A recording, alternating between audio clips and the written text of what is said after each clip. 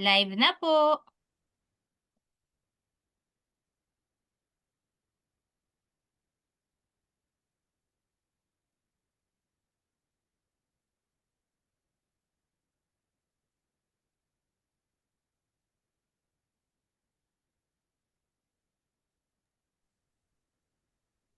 Hello, hello, hello.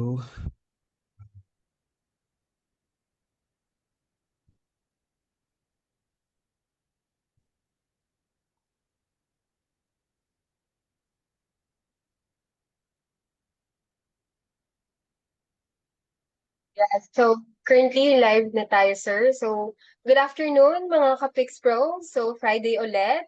And meron na naman tayong ngayon, bagong speaker at magkakaroon ng kwentuhang cybersecurity. Hi, Miss Good Colleen. Good afternoon. afternoon. Kamusta Yes, ka, Miss Miss? Relin. Okay lang naman. Eto, nag-sub ulit kay Sir Kim, no? Ako na naman ang papasok sa tambalang Kimrel. So kami muna ni Miss Relin ngayon ang mag-facilitate ngayong Friday na Fix Pro KC. Tambalang Ralin and Colleen muna. Kasi currently ngayon, si Sir Kim ay naka-deploy. Hindi ko alam kung anong sulok ng Pilipinas siya ngayon, pero naka-deploy siya at currently nagde-deploy sila para sa SRAP. Yon. So ready na ba kayo sa ngayong hapon na session na to? Ay di-discuss ng ating speaker. So currently meron tayo ngayon 23 viewers pa lang. So mag-comment kayo guys kung sino gustong magpa-shoutout dyan.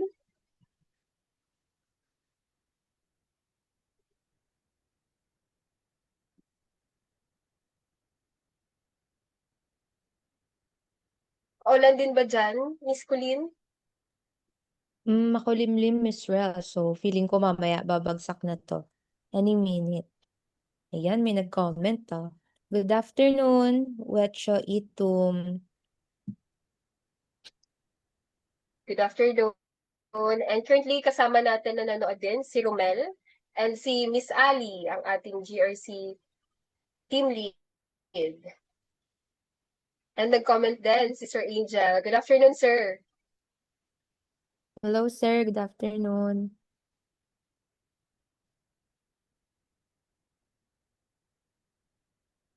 Meron din dito si James from University of St. Lazare, Bacolod.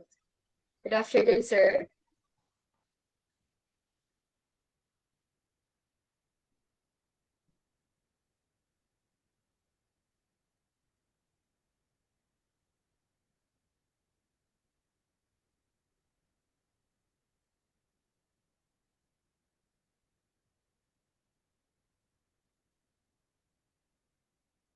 Good afternoon po, Miss Ruby Dagti.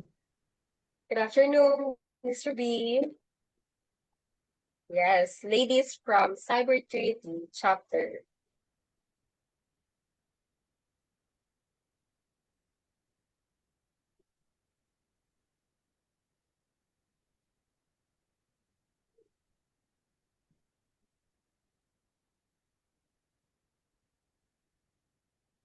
Yes, nag-comment din si Sir Alan.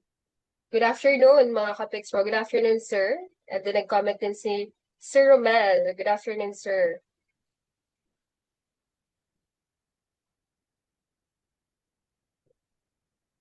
Yes, from Miss Annie. Asikaso Par, Tambalang Ralin and Kulin. Good afternoon, Miss. Yun no. Asikaso.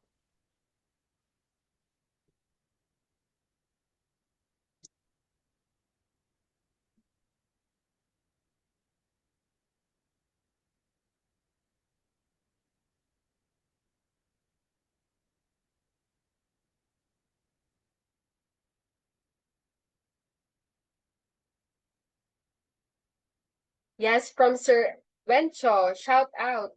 The island born of fire. Camiguin. So shout out sa mga ka-Pix Pro natin from Camiguin. And from Vince Matthew. Good afternoon po. Good afternoon, sir.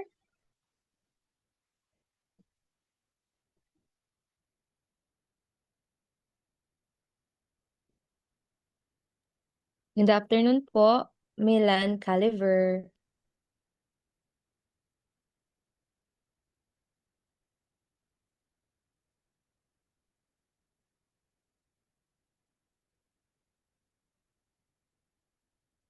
Yes, so ready na ba kayo makinig sa speaker natin ngayong hapon?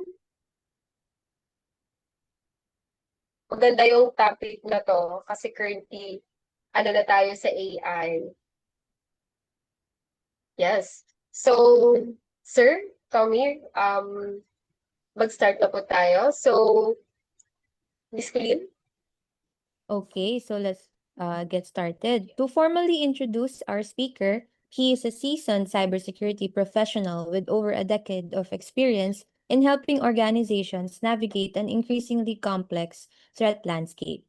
Known for his ability to translate technical challenges into practical business aligned strategies, he empowers enterprises to strengthen their cyber resilience through tailored solutions and expert guidance. He brings deep expertise across a wide spectrum of cybersecurity technologies, including endpoint protection, endpoint detection and response, and advanced threat mitigation tools. He has held key technical roles at leading cybersecurity and consulting firms, including ESET, Trend Micro, Fortinet, and Accenture, gaining diverse experience across both vendor and enterprise environments. Let us all welcome Mr. Tommy Ting, Senior Regional Pre-Sales Engineer of ESET. Yes, thank you, thank you. So, good afternoon, everyone. So, first of all, thank you for joining this session. So, I know it's a Friday, so let's just take it very easy. Okay, so again, I'm Tommy. I'm one of the cybersecurity specialists here at ESET APAC, so based in Singapore. So, for those who are not familiar about ESET, we're actually a global cybersecurity company providing security solutions and services for businesses and consumers worldwide. So at ESET, we combine advanced AI capabilities with human expertise to stay ahead of both known and emerging cyber threats. So today, I'll be sharing how AI is changing the cybersecurity landscape and what organizations could do to stay protected. So I prepared the following agenda. So to start, we'll look at how AI is changing the threat landscape today and how cyber criminals are taking advantage of it. And then we'll look in terms of what organizations could do to fight back, including on how AI could be used to strengthen our organization or our workplace solution or protection. And then after that, I'll share in terms of how ESET is leveraging AI in our solution. And we'll finish it off with a Q&A session wherein I'll be happy to take any of your questions after this session.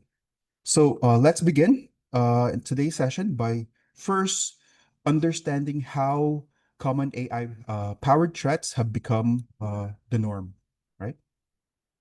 So before we dive into the details, let's start with a few rhetorical questions. So if you know the answer, feel free to share it on the chat window, right? Just comment it up. So the first one, when we talk about AI in cybersecurity, one of the first questions people often ask is how common are AI-driven attacks today, right? So the answer might surprise you.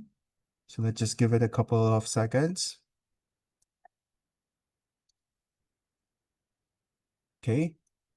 So in today's landscape, right? So research found that 1 in 6 breaches involve attackers using AI. And we're seeing cyber criminals increasingly use generative AI to scale their attacks and instead spending hours in crafting phishing emails or social engineering campaigns. Attackers can now simply create highly convincing content in a matter of minutes and then launching those attacks at a much more larger or much more wider scale, right? And many of those attacks involve human manipulation, including spear phishing, impersonation, and deepfake attacks. So this isn't entirely new to us. We've all seen the headlines and read stories about it, right? But what's really matter is understanding the impact, right? As in many cases, these AI-related incidents result in compromised data, operational disruption, and even business consequences, real business consequences. Next, we have this question. We look closer into the incidents, right? And we need to ask ourselves, are AI-driven breach really a technology problem, or are they a readiness problem? So for me personally, I don't believe AI is the problem, right? I believe that bigger organizations, or the bigger challenge is how organizations respond to it. So now let's look at the data. Okay. So among the organizations that report an AI-related breach, 70 or 97% lack proper AI access controls in place, right? So to be honest, this is not entirely surprising, as many organizations are adapting AI much faster than they are implementing security controls needed to manage it safely, right? But what's more concerning is that fewer than 10% of these organizations realized that they had been compromised through AI-related channels. So this highlights a critical point, that the issue isn't simply the use of AI, but it's the lack of visibility, the lack of governance, and the lack of security controls around the usage of AI. So as AI adoption continue to accelerate, organizations will need stronger policies, better access controls, and even greater awareness among users to reduce the risk and stay ahead of these increasingly sophisticated AI-powered attacks. So next, let's look at this very critical question, which many of you might already know. You might have seen this already in the latest IBM breach report. So for this, how long does it actually take to identify and contain a data breach? Okay. Okay. So on average, it takes about 241 days to identify and contain a data breach. So this includes roughly 181 days to identify the breach and about roughly 60 days to contain it. Right? So this is an improvement from the previous year, because back in 2024, the numbers or the average was around 258 days. So what this trend suggests is that many organizations are strengthening their security posture through better tooling. They've also increased their usage probably of AI and some form of automation, and even greater resilience on their own internal capabilities, security capabilities, or even subscribing to managed detection and response services, or MSSP, that could help them do 24/7 monitoring as well as response. Okay, so looking at the impact, looking at deeper into this, right? The impact becomes even clearer when AI and automation are fully at use. So again, according to the IBM 2025 Cost of Data Breach Report, organizations that extensively use AI and automation reduce breach life cycles to about 80 days on average. So from 241 to 161 days. So this shows a strong pattern that faster detection, faster response would lead to directly reduce exposure as well as lower security risk. And most importantly, right, looking at the financial impact of data breach, while the cost of implementing AI-driven security tools average roughly around 3.6 million USD, these organizations could still save nearly 1.9 million in breach-related costs, because the total average of cost of data breach in these environments is roughly about 5.5 million USD, right? But again, this is significantly lower compared to organizations without the proper tools in place. So what this tells us is that the evidence is clear. Investing in AI, investing in automation and security tools doesn't just simply improve response time, but they also reduce the overall cost as well as the overall impact of having data breach. Okay. So moving on, let's shift our focus now to the threat side, right? So now on this particular section, we'll look in terms of how attackers are using AI today and what this means for the evolving threat landscape. Okay, so one of the biggest challenges we're seeing today is the rapid increase in both the volume as well as the scale of cyber attacks, right?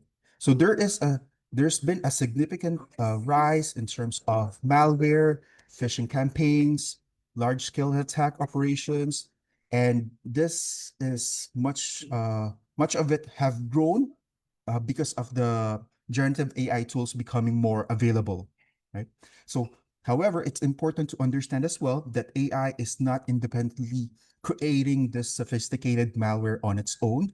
Human attackers are still very much in control in terms of leveraging AI to launch their attacks, right?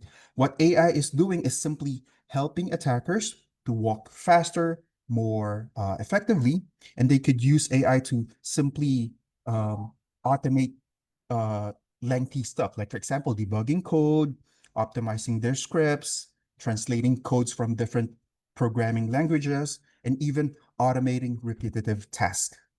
So there are a lot of tools such as GPT-based assistant tools and code automation platforms that are being utilized by attackers to speed up their workflow as well as to lower the barrier of entry. You don't need to be technically skilled to launch this type of attacks anymore, right? You just need to have the proper tools in place.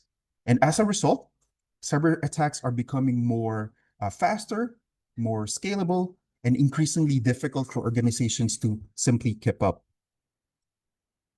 Moving on, as we discussed in the previous slide, right? AI is helping attackers work faster and scale up their whole operation. And one of the reasons this is happening is because these AI tools are becoming increasingly accessible. So today, I have listed here some of the AI tools designed for cyber criminals um, being offered through subscription-based services, making their attacks much easier or making it easier for them, for attackers to obtain and use this type of tools, right? A few examples probably would be Fraud GPT, which could help generate phishing campaigns, malwares, and other fraud-related content. Next, we have Worm GPT, which can assist in terms of vulnerability research as well as malware development. Uh, although we have also Ghost GPT, although I didn't put it on the list, but Ghost GPT, on the other hand, is often associated with spear phishing as well as business email compromise type of attacks. So what I'm trying to say for this particular slide is that the attackers now have easier access to powerful AI-driven tools that help them launch their attacks much faster, larger scale, and with more greater effectiveness. But AI is not just simply helping attackers launch more attacks, it's also helping them improve their success rate, right? Just as security teams are using AI to analyze large amount of data, attackers also use AI to automate tasks, gather intelligence, and simply adapt their or improve their tactics or strategy, right? And at the same time, AI is simply lowering the barrier of entry, as I've mentioned earlier. With these tools, much less technical expertise is required to carry out cyber attacks. And attackers no longer need advanced skills to create convincing phishing emails, to modify existing malware, or even bypass basic security control. And as a result, more attackers are able to operate effectively, making cyber threats more frequent, more scalable, and even harder to detect. And AI is not only changing the way cyber attacks are being carried out, it's also changing how information can sometimes influence people's decision, right? So let's just take a look in the past. In the past, large-scale disinformation campaigns would require significant time, resources, and even manpower to launch or to carry out, right? But today, AI could be used to generate fake articles, fake images, fake videos, and social media posts in just a matter of minutes. And again, at a much more larger scale, right? So this content could spread rapidly online, especially through social media platforms where information is often consumed and shared amongst people, large numbers of people very quickly, right? And what's even more concerning is how realistically AI generated content has become over the past few years, right? So as I mentioned earlier, deepfake videos, fake images, now you could even clone voices, right? And there are highly convincing enough that it's very difficult to distinguish them from real people, right? So now, in fact, voice cloning, right, is becoming one of the fastest growing attack methods because it's inexpensive, easy to deploy, and highly effective in social engineering type of attacks, right? And I'm sure as AI continues to evolve, organizations need to think beyond traditional cybersecurity. As the challenge is no longer about protecting the system or protecting the data, it's about protecting trust, protecting reputation, and even the decisions people are making every day. Okay? And the final threat that I would like to discuss today is the rise of physical type of attacks, right? So as organizations continue to connect operational technologies or OT, right, and or industrial IoT devices, the gap between digital as well as physical world is becoming smaller. So what we've seen a lot of examples of this in real world, right? A well-known case is the Mirai malware, which infects internet connected cameras, routers, and then use them to launch a large-scale DDoS type of attack. Another notable example for old folks here in our session, right? Back in early 2010s, if you still remember Stuxnet, right? A sophisticated malware which is widely believed to have been developed by a state nation actor. And it's actually developed to target industrial control system and demonstrate that a cyber attack could cause physical damage to critical infrastructure. So we have security agencies, including FBI, that constantly warn about the growing risk of this type of attacks against our critical infrastructure because they are becoming more and more connected, right? So the concern is no longer about data theft. It's no longer about business disruption. Now it includes the potential to disrupt or damage equipment and other essential services that we people rely on every day, right? So these examples just simply shows that cyber attacks have a real world consequence beyond that of just simply the digital environment, right? So as these threat continues to evolve, they would remind us of one important reality, that cyber attacks are no longer confined in the digital world, and their impact could also extend into the physical world as well. So uh, what are the key takeaways from everything that we've discussed so far, right? So first, AI-powered attacks, again, as becoming more common, more sophisticated, more scalable, and attackers are using AI to improve phishing campaigns, automate tasks, and even evade detection, and increase their chance of success, for that matter, right? Another thing is that deepfakes, voice cloning, disinformation campaigns are becoming more realistic, becoming more accessible, and again, as the technology continues to improve, it would become harder and harder for people to tell what's real versus what is fake. And then third, we're seeing a growing risk to critical infrastructure where connected systems and other industrial IoT device could be targeted by um, advanced cyber attacks. But there's a good news, right? The good news is that AI is not only helping attackers, it's also strengthening our defense, right? So now in today's time, right, we've seen AI powered security solutions that could detect suspicious behavior, identify unknown threats, and even respond to attack in much more faster pace than traditional methods, right? And they could also automate investigation, for example, right? Like reduce alert fatigue on security operations team.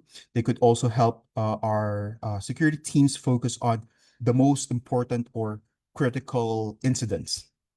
And most importantly, AI also helps in terms of reducing the time needed to detect and investigate and then contain threats. So both in terms of minimizing the risk as well as the business impact to organizations. So in summary, right? So while AI is changing the threat landscape, it's also giving defenders a powerful new tool to stay ahead about an evolving threat. So now let's look into a new AI, new malwares that actually leveraging AI, right? So earlier we've discussed in terms of how AI is changing the threat landscape. Now, again, we're looking at new real world examples. So here I have here one of the malwares that ESA researchers have discovered. The first known case of an AI-powered ransomware, which is called PromptLock. So what made PromptLock unique is that it used AI models to dynamically generate new scripts that could scan the system, steal data, and even encrypt files. So in simple terms, instead of relying on a fixed pre-written code, this malware could adapt its behavior based on the environment that it's running in. So let's take a closer look into this particular malware, right? And what makes this prompt lock different from a traditional ransomware? So unlike a conventional malware, prompt lock uses an open AI model to generate new scripts on demand and then executes them, right? It was also designed to work across multiple platforms like Windows, Linux, and Mac OS. It could adjust its behavior based on what it found on the victim's system. And another key capability is that it has a feedback mechanism wherein it would check whether the generated code would run successfully.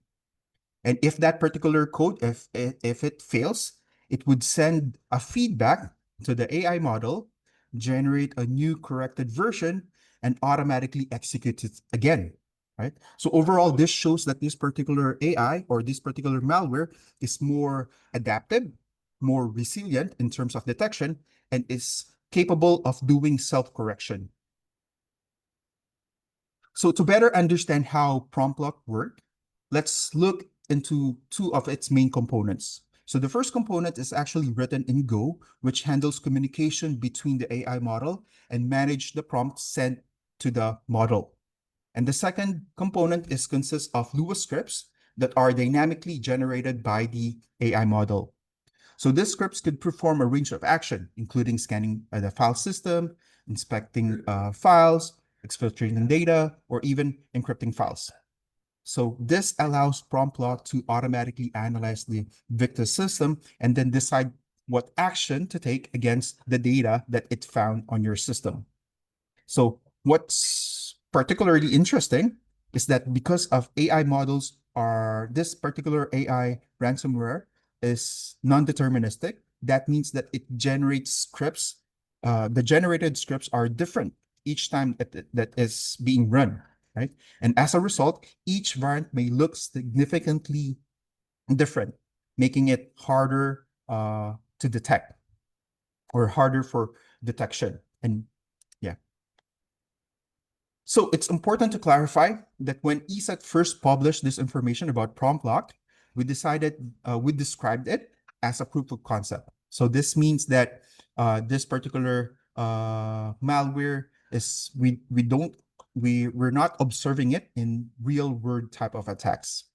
And at the same time, the samples that we've discovered in VirusTotal, we've again discovered in VirusTotal, and their origin and intended purpose will still unknown to us, are known to our malware researchers, but we decided to publish our findings anyway, because most often than not, threat actors have previously been known to test malware samples on public platforms like VirusTotal before using them in real attack campaigns.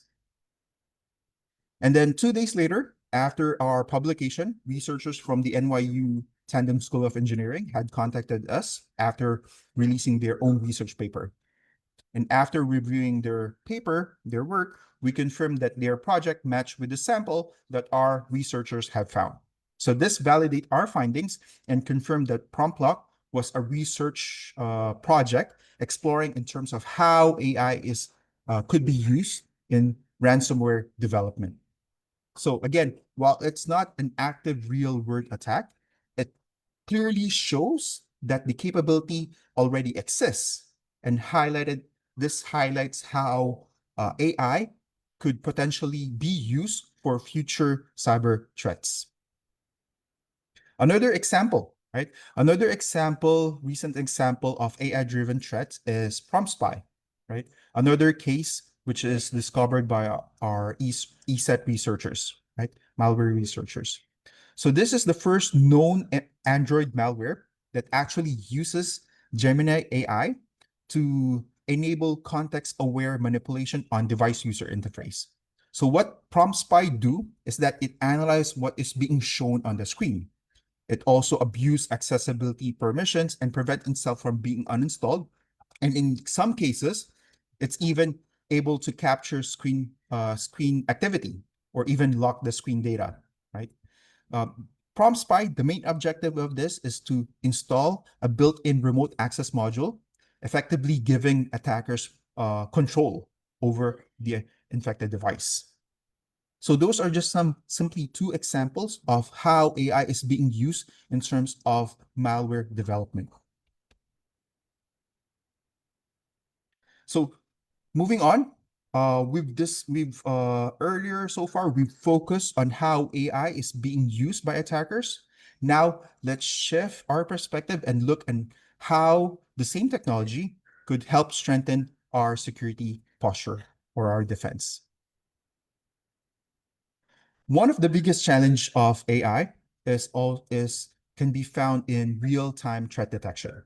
So modern AI systems can analyze behavior and code as it happens, helping identify suspicious or malicious activity across endpoint, cloud environments, and networks.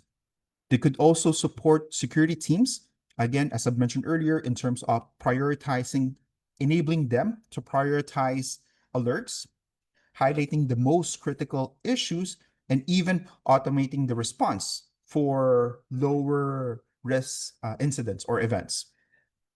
And in addition, AI could also map relationship between different events, helping security analysts understand how attack is actually progressing. An AI-powered model are effective at detecting phishing, spam by identifying subtle language patterns and anomalies that normal traditional filters might miss. Another usage of AI is in terms of threat hunting, right? AI also significantly improves threat hunting capabilities. So it speeds up detection across endpoint and networks by identifying unusual behavior patterns. Instead of relying on static rules, AI could detect anomalies that might indicate suspicious activity, even if the attack is previously unknown. It also helps reduce false positives, allowing security teams to focus on real threat instead of unnecessary security alerts.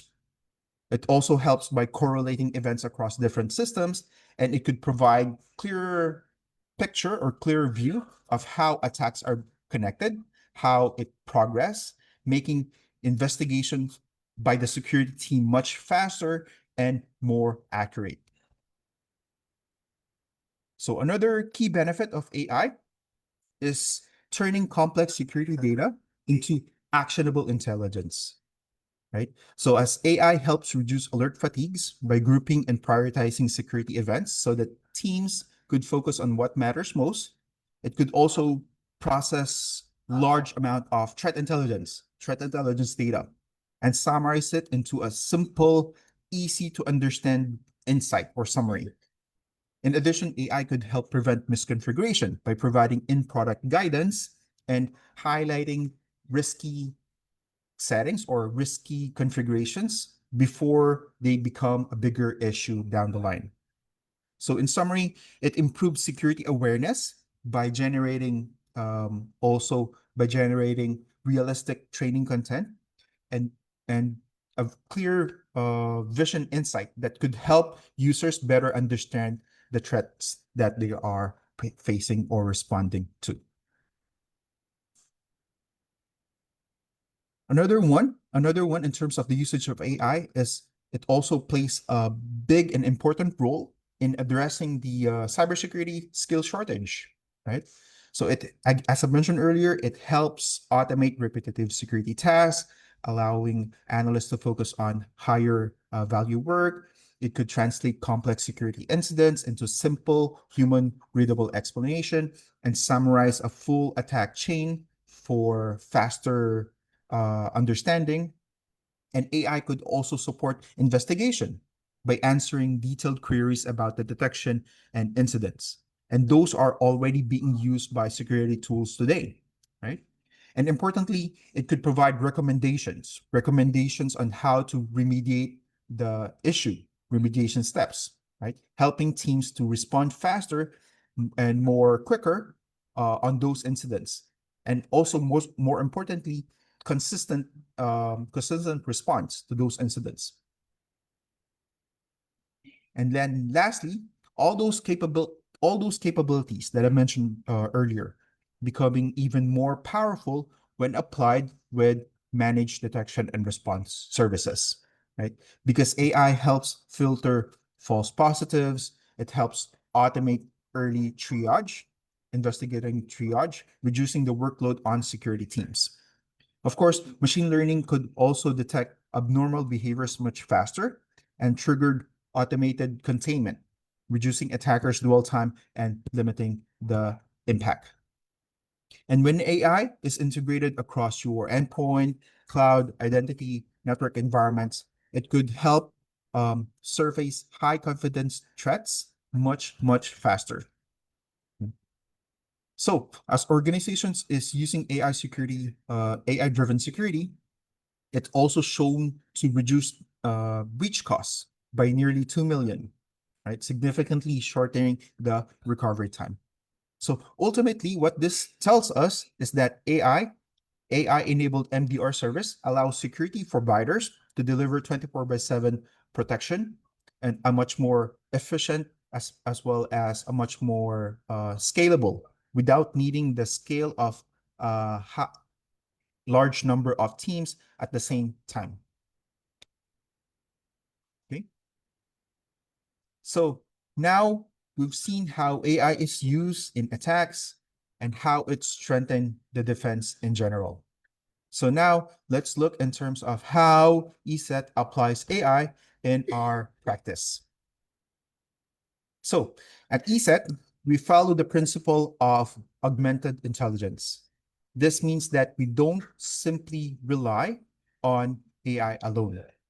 Instead, we combine AI-driven analysis with human threat researchers, behavioral detections, global reputation systems that process telemetry from millions of endpoints worldwide.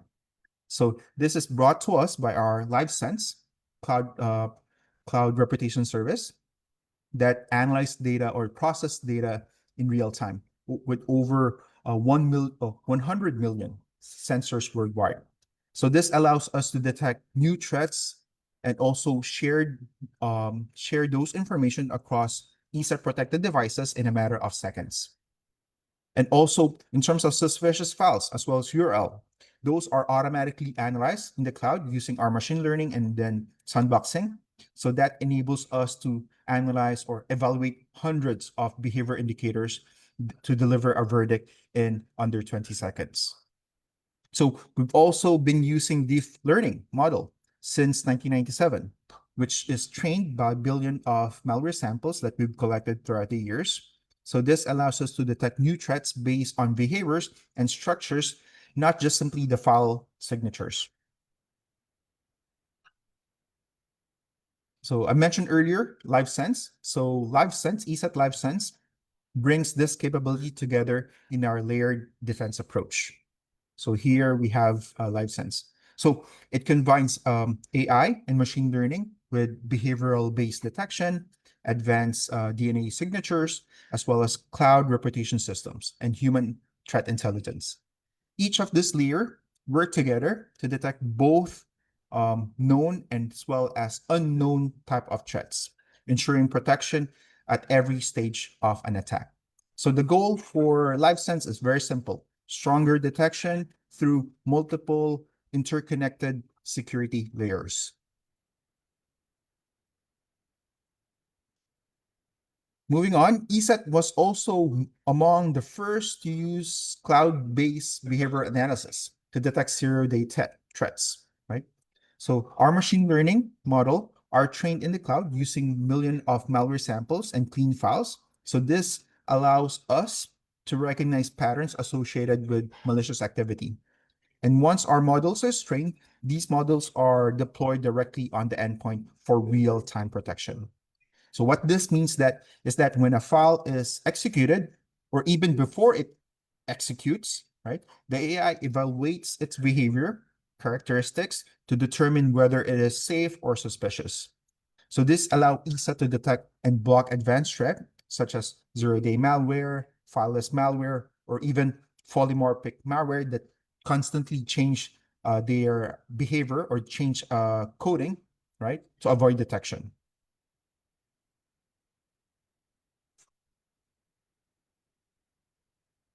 Okay.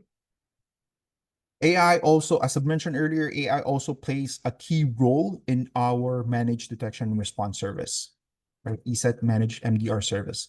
So here, AI is continuously analyzing endpoint data to identify indicators of compromise as well as suspicious behavior across our customers' environment.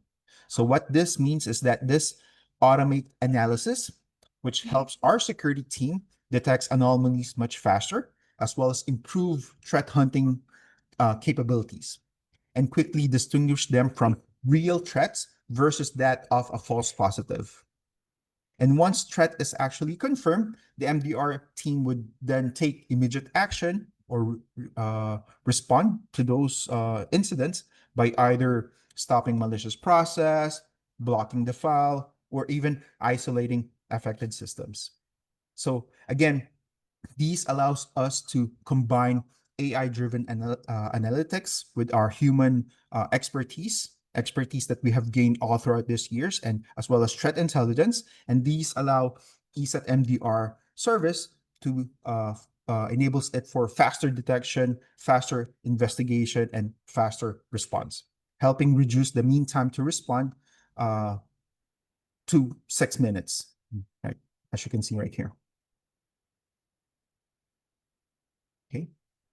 And as part of ESET innovation in terms of AI driven security, we've also introduced the ESET AI Skills Checker. So it's actually a free tool available for both ESET and non-ESET users. So this is actually built using the same technology as our endpoint protection and ESET Lifeguard. What it does is that this AI skill checker would analyze the files that or the hidden instructions or malicious codes that are embedded, or even risky behaviors that are embedded on different AI models. So today it's available as a built-in feature of the ESET endpoint security application and is also publicly accessible through this website. So here I've prepared a simple demo. So let's take a quick look in terms of how AI skill checker work in a live scenario. So here we're using ClawHub. ClawHub is actually a tool to install components called Future Trader, which is part of a scripted training bot package. So as you can see, during the installation, ESET immediately flags this component as suspicious, indicating potential risk or executable behavior within this particular package, right? So what's happening behind the scene is that ESET analyzed the entire skill tree, including the commands, the scripts, the configuration to detect malicious instruction hidden within the payload itself, or extensive use of permission that traditional patterns-based tools might have often missed, right? So we also extract all external URLs and validate them against our reputation service database, right, in real time. So from there, we could then trace the full download and executable chain and following the link payload across multiple layers if need be. So we then execute these skills in a controlled sandbox AI agent environment to observe if its real behavior and identify the risks that only appears at runtime. So this is just simply one example. So to put things into perspective, right? ESET processes over 750,000 suspicious samples every single day. And what makes this possible is our global threat intelligence network, powered by our 110 million sensors worldwide that supported by over 850 security experts across 11 research centers. Okay?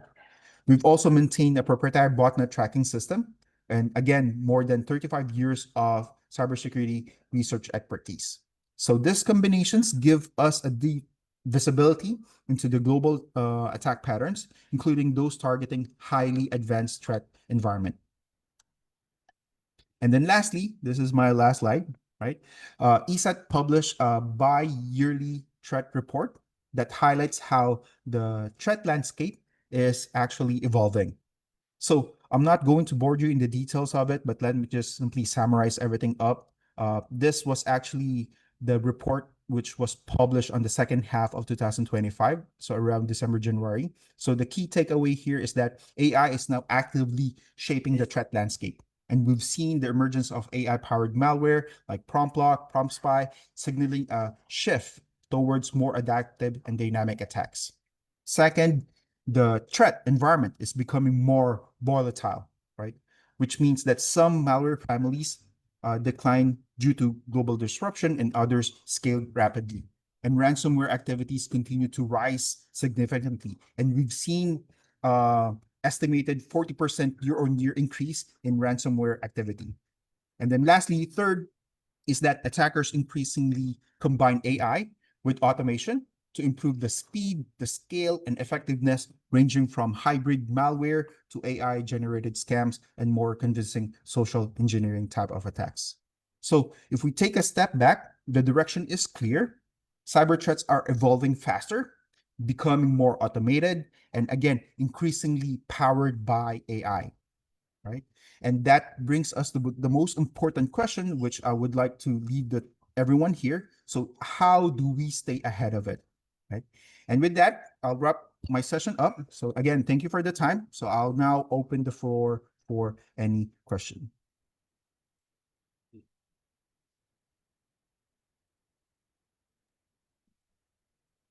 So much, Sir Tony, for that very insightful discussion. So the Yes. takeaway in this discussion is that AI is really changing the way cyber attacks are done. It is no longer limited to the traditional attacks, and attackers can now use AI to create more convincing phishing messages, automate attacks, bypass detection, and spread fake news or misinformation more faster. So this is why really organizations should not only focus on technology but also use a user awareness, proper security controls and real-time monitoring, as you mentioned earlier. And also AI can be used by attackers, but it can also be used by us defenders. So our goal is to use AI properly to strengthen detection, response, and overall cybersecurity protection.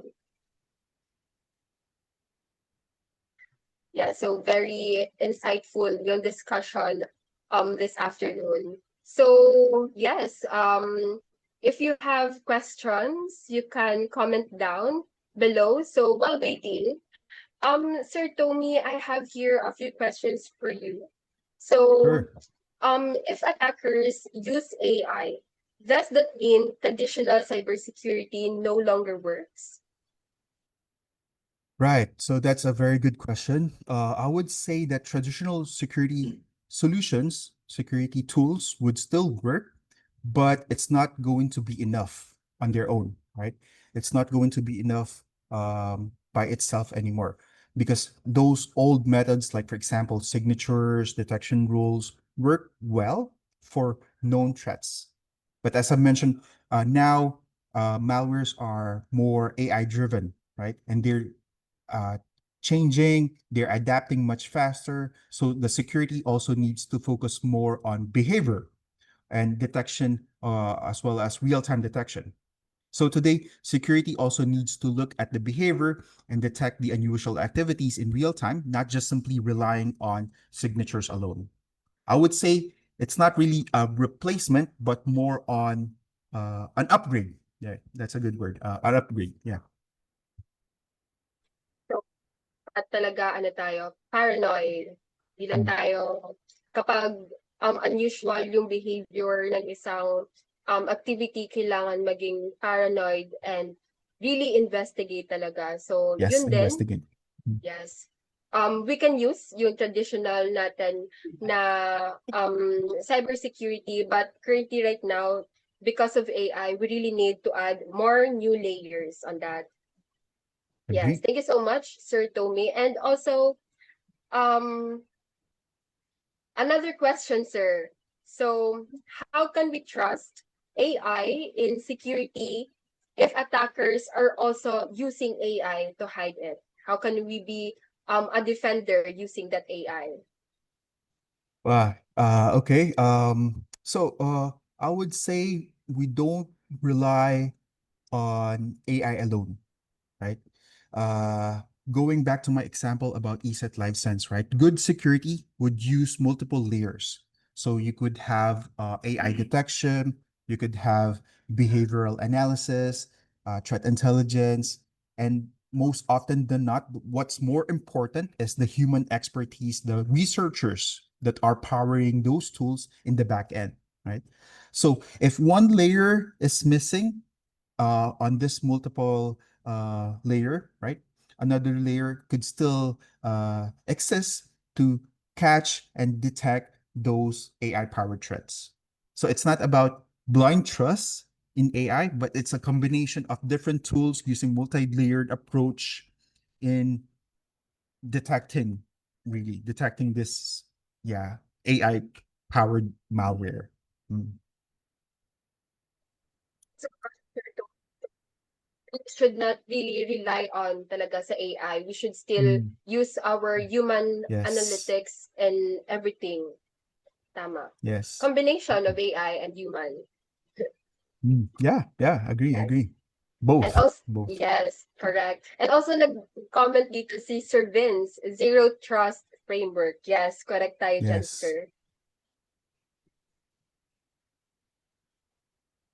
Sir, we have here a question from Sir Raymond in the comment section. So, there is an important hint you mentioned on AI to create social engineering attacks, like China against our Coast Guard. Do you have information on how big is the impact of nation-state funded AI attacks? Right, Can we right, answer on this, sir? right. Uh, in terms of state-sponsored type of attacks, right? I would say that we've seen that in the past. With my example with Stuxnet, so that was back in 2010. Uh, Now it's going to be a lot easier because back in 2010, again, it's a state sponsored attack. That means that the state had invested a huge resource to carry out that particular cyber attacks to disrupt critical infrastructure of one of the Middle East countries power. I think it was a power station. Yeah. So just imagine last time, 10 years ago, 10, 15 years ago, you need more resource, more funding, more capital in launching this type of attacks. But now with the use of AI, right? You don't really need those many resources anymore, right? You could carry out your attacks by simply leveraging different AI models, right? So again, this lowers the bar of entry, as I mentioned earlier, and enabling a much more sophisticated and a larger scale type of attacks. So going back to the question, if how can we prevent it, right? Or how do we have information about it? I would say normally organizations that are being hit, right, don't often publicly disclose that they are hit, right? So I would say we need to have stronger regulation in place, right? That would make this data more publicly, right? And also this again, this is more towards the political side of things, right?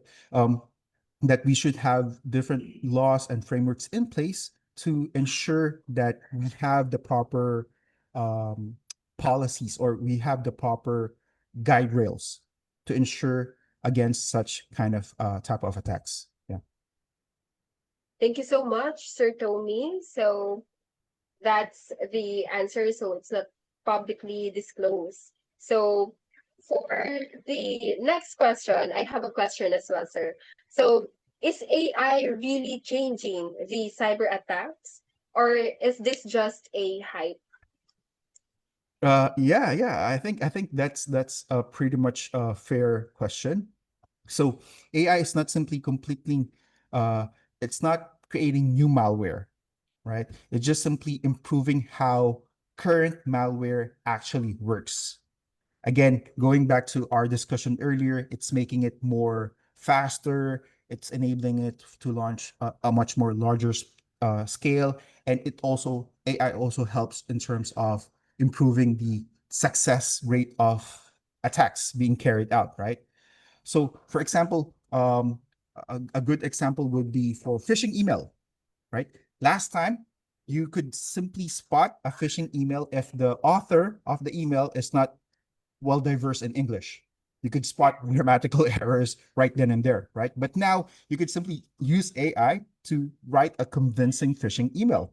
So the time to write that had become much shorter.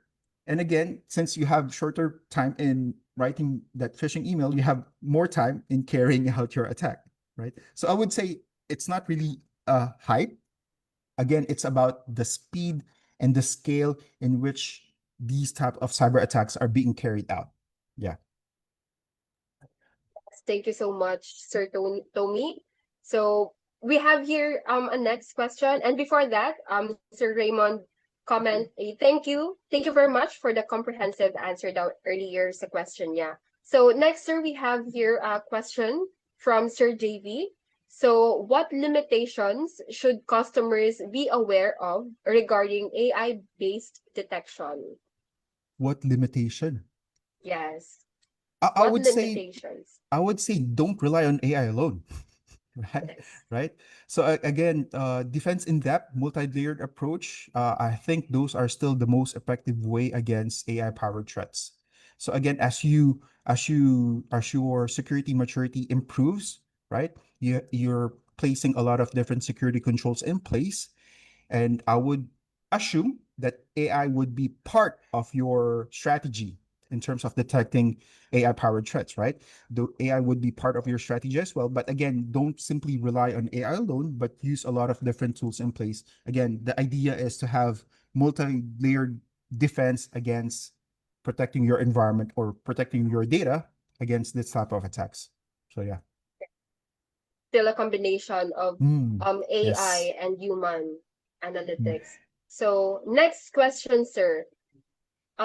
We have here from Sir Vince Matthew. So can AI combat the growing strength of quantum computing the decrypt the exist the existing security system framework?